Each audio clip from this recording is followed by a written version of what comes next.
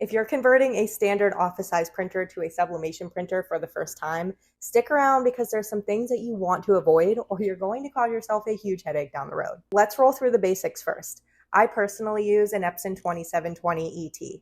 ET stands for Eco Tank, meaning that you manually fill the ink tanks rather than using cartridges. In my opinion, these printers are great for beginners because they're inexpensive and very easy to work with. As a beginner, I found the word conversion to be a little bit intimidating because it felt like this huge process that it's actually not. So basically, when your sublimation printer comes in the mail, it is going to come with ink. It's going to look very similar to sublimation ink and even have the adaptable bottles.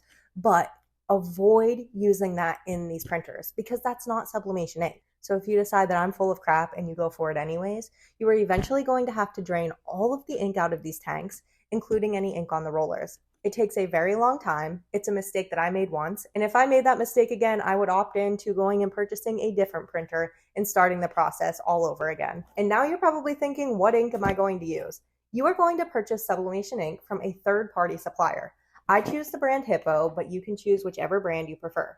I will say Hippo has some great benefits, especially if you are not printing every single day. In the beginning of the sublimation game, long before it was super popular, there was only this option. And what you would do is fill the ink with the syringe and then manually stick it into your ink tanks. It works really well. It's still a really great method, and it is a little bit more inexpensive than the adaptable bottles. But I will say I have converted over to only using adaptable bottles because they are super quick to use and minimize any mess. There's not a huge price difference between the two, and it's definitely going to vary depending on what printer you have.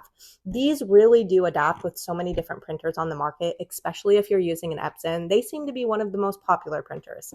The first thing you want to do is, of course, open up your lid and make sure that you are always double checking the color compared to the tank. You do not want to make that mistake. The adaptable bottles are super quick. If you take off the lid, you'll see that all you have to do is punch this down. If your ink tanks are completely brand new, it's probably going to use a half to 3/4 of a bottle. Once the bottle quits gurgling and you can see that the ink level is all the way at the top, you'll simply twist and pull, and it's that easy.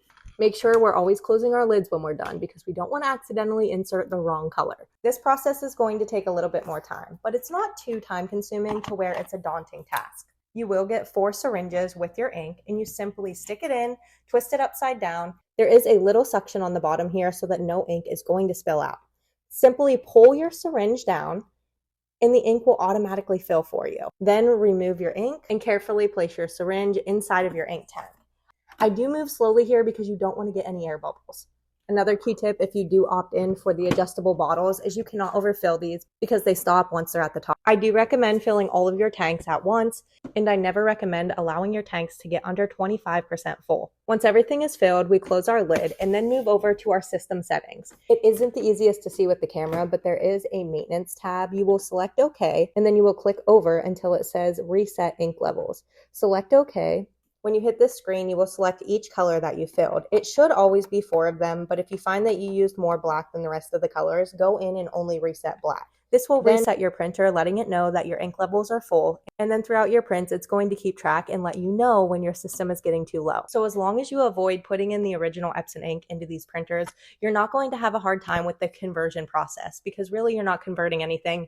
You're just simply putting in sublimation ink rather than the original. And if you're brand new to sublimation, please don't run out in the dark and just purchase a random printer and think that you know everything that goes into this. Watching a few videos is not going to give you all of the information. I've taken all of my knowledge from the past 4 years and put it into one complete book. This is offered in a digital template as well as a hardback on Amazon. The preference is yours, and I promise you it is not a boring read. It's going to give you everything that you need to know, including the confidence to start your sublimation business.